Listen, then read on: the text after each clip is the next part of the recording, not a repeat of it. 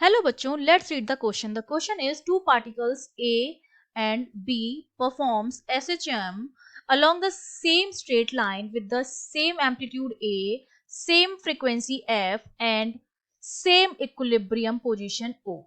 The greatest distance between them is found to be 3a by 2. ठीक है, इन दोनों के बीच की जो सबसे मैक्सिमम डिस्टेंस है वो 3a by 2 मिली है. At some instant of time they have the same displacement from the mean position. एक टाइम ऐसा आता है जब उन दोनों के बीच में डिस्प्लेसमेंट जो है वो क्या है, सेम है मीन पोजीशन से. तो हमें वो डिस्प्लेसमेंट क्या करनी है, कैलकुलेट करनी है. तो यहाँ पर बात हो रही है सिंपल हार्मोनिक मोशन की. तो सिंपल हार्मोनिक मोशन जो कि हमारा एक पीरियोडिक मोशन होता है, टू एंड फ्रो मोशन होता है, एक रिपीटेड मोशन होता है एक फिक्स इंटरवल ऑफ टाइम में. ठीक है, तो इस मोशन में हमारा क्या होता है, ये सपोज हमने मान लिया ये मीन पोजीशन है. ठीक है, इस तरह से ये मीन पोजीशन है, एक पॉजिटिव एक्सट्रीम एंड होता है और एक नेगेटिव एक्सट्रीम एंड होता है. तो हमारे पास दो पार्टिकल है, एक पार्टिकल हमारे पास ए है और दूसरा पार्टिकल हमारे पास कौन सा है, बी है. और दोनों पार्टिकल्स की फ्रीक्वेंसी, एम्पलीट्यूड और इक्विलिब्रियम पोजीशन जो कि मेन पोजीशन है वो सेम है. मेन पोजीशन पर एक्स जो होता है डिस्प्लेसमेंट 0 होता है और एक्सट्रीम एंड पर डिस्प्लेसमेंट जो होता है वो क्या होता है, मैक्सिमम होता है. हमने मान लिया यहाँ कहीं मेरा पॉइंट ए है जो इस डायरेक्शन में मूव कर रहा है इस तरीके से, और यहाँ पर कोई पॉइंट बी है जो अपने एक्सट्रीम एंड की तरफ जा रहा है. ठीक है, इन दोनों के बीच में ए और बी के बीच की मैक्सिमम डिस्टेंस जो हमको गिवन है वो हमको दे रखी है 3a/2. ठीक है, दोनों के बीच की डिस्टेंस a/2 है, तो ये वाली जो डिस्टेंस होगी ए से मीन पोजीशन की डिस्टेंस, इसकी हाफ हो जाएगी 3a/4, ये वाली डिस्टेंस. और ये जो डिस्टेंस होगी यहां से ये वाली, ये भी 3a/4 हो जाएगी. इतनी चीज समझ में आ गई आपको. और सेकंड पोजीशन में हमको क्या कह रहा है, सेकंड कंडीशन में अब ये दोनों मूव कर रहे हैं, तो हमने मान लिया कि कुछ टाइम बाद कंडीशन जो है वो कुछ इस तरह की है. ठीक है, ये मेन पोजीशन है, ओ पॉइंट जिसको हमने नाम दिया, ये यहाँ पर ओ था. हमने मान लिया कि इस पॉइंट पर ये ए जो है वो इस तरफ मूव कर रहा है, एक्सट्रीम एंड की तरफ जा रहा है, और बी जो है वो मीन पोजीशन की तरफ जा रहा है. ठीक है, अब अगर मैं इसका सर्कुलर डायग्राम बनाऊं, तो सर्कुलर डायग्राम अगर फर्स्ट पोजीशन का मैं बनाऊं तो वो कुछ इस तरह से बनेगा. ये मैंने मान लिया कि ये इस तरह से है, ये मेरे पास क्या है, एक्सिस है. ठीक है, ये मेरी एक्सिस है कुछ इस तरह की. ठीक है, ये एक्स है. अब हमने मान लिया कि ए पॉइंट मेरा कहीं यहाँ पर है, ये इस पॉइंट पर हमारा क्या है, ए है. ठीक है, जो इस डायरेक्शन में मूव कर रहा है, और जो बी है मेरा वो कहीं इस पॉइंट पर है, यहाँ पर, जो किस तरफ जा रहा है, मीन पोजीशन की तरफ जा रहा है. ये एक्सट्रीम एंड की तरफ जा रहा है और ये मीन पोजीशन की तरफ इस तरह से जा रहा है. और ये जो डिस्टेंस है इनकी ये क्या है, सेम होगी यहाँ पर, जो कि हमको वैल्यू गिवन भी है 3a/2 है.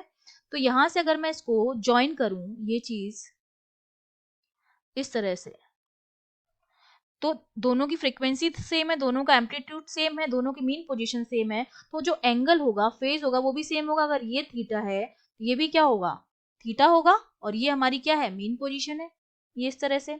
तो ये वाली जो डिस्टेंस होगी यहाँ से यहाँ तक की, ये 3a/4 जो हमने कैलकुलेट की थी अभी, और ये वाली भी कितनी हो जाएगी, 3a/4 हो जाएगी.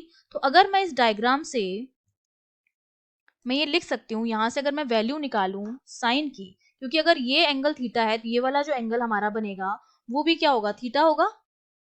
ये जो एंगल होगा वो भी थीटा होगा और ये जो एंगल होगा वो भी थीटा होगा. तो यहाँ से अगर मैं साइन की वैल्यू कैलकुलेट करूँ, साइन थीटा की, तो वैल्यू मेरे पास कितनी हो जाएगी, वो वैल्यू मेरे पास आ जाएगी 3a/4 अपॉन ये वाला डिस्टेंस और ये अपॉन ए आ जाएगा. तो ये साइन थीटा की जो वैल्यू आ गई वो हमारे पास कितनी आ गई है, 3/4. ठीक है, ये हमने क्या निकाल लिया, साइन थीटा की वैल्यू निकाल ली है. अब सेकेंड वाली जो कंडीशन है वो उसमें क्या है, उसका अगर मैं डायग्राम बनाऊं, यहाँ पर इसका भी सर्कुलर फ्रेजल डायग्राम बनाते हैं. ठीक है, इस तरह से हमने कर लिया, ये इसके एक्सिस हो गई. ठीक है, ये हमने इस तरह से इसको लिख लिया है.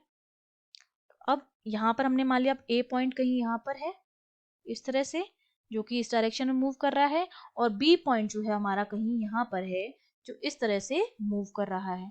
अब अगर मैं इसको ज्वाइन करूं इस पॉइंट को, ये यहां से हो जाएगा और ये कुछ इस तरह से हो जाएगा, ठीक है। और ये जो हो जाएगी इन दोनों के बीच की क्या हो जाएगी, डिस्प्लेसमेंट हो जाएगी। ये एंगल अगर थीटा है तो ये एंगल भी कितना होगा, थीटा ही होगा, ठीक है। तो हमारे पास हमको क्या निकालनी है, डिस्प्लेसमेंट हमको निकालनी है। मतलब ये जो चीज है ना यहाँ से लेकर यहाँ तक, ये तो ओ पॉइंट हो गया, और ये जो है यहाँ से अगर मैं निकालूं यहाँ से, तो इसकी जो वैल्यू आएगी थीटा की वो हमारे पास कितनी आएगी, वो वैल्यू हमारे पास आएगी ए कॉस थीटा, क्योंकि जो मैक्सिमम डिस्प्लेसमेंट होता है वो हमारा क्या होता है, एम्पलीट्यूड के बराबर होता है। तो जो डिस्प्लेसमेंट आएगा हमारा, डिस्प्लेसमेंट जो होगा वो हमारा किसके बराबर आएगा, वो मैं लिख सकती हूँ, वो आएगा ए कॉस थीटा के बराबर। अगर मैं ये वाली वैल्यू निकालूं तो ये मेरी किसके बराबर आएगी, ए कॉस थीटा के बराबर आएगी, क्योंकि ये जो मेरा है वो ए है। तो ये जो डिस्टेंस आएगी कितनी आएगी, ए कॉस थीटा आ जाएगी, और यही ए कॉस थीटा हमारा क्या है, डिस्प्लेसमेंट है। तो ये हो जाएगा ए कॉस थीटा को मैं क्या लिख सकती हूँ, √1 माइनस साइन स्क्वायर थीटा, और sine square theta plus cos square theta आपका 1 होता है, ये चीज आपको पता है। तो मैं लिख सकती हूँ x इक्वल्स टू ए, और यहाँ पर आ जाएगा 1 माइनस साइन थीटा की वैल्यू हम निकाल चुके हैं, तो ये हो जाएगा 3/4 का स्क्वायर। इसको हम फर्दर सॉल्व करेंगे तो x की जो वैल्यू आ जाएगी वो आ जाएगी, ये 3/4 का स्क्वायर हमारे पास कितना आ जाएगा, 3/4 है यहाँ पर, वो जाएगा 9/16। फाइनली जब इसको सॉल्व करेंगे a, और ब्रैकेट में हमारे पास जो बचेगा वो होगा 16 माइनस 9/16। इसको फर्दर सॉल्व करेंगे तो ये जो वैल्यू आएगी वो आएगी a/4, और रूट में हमारे पास क्या आ जाएगा, 7 आ जाएगा। तो ये हमने क्या निकाल लिया है, डिस्प्लेसमेंट निकाल लिया है। That means option B is the correct answer. I hope you understood well. All the best.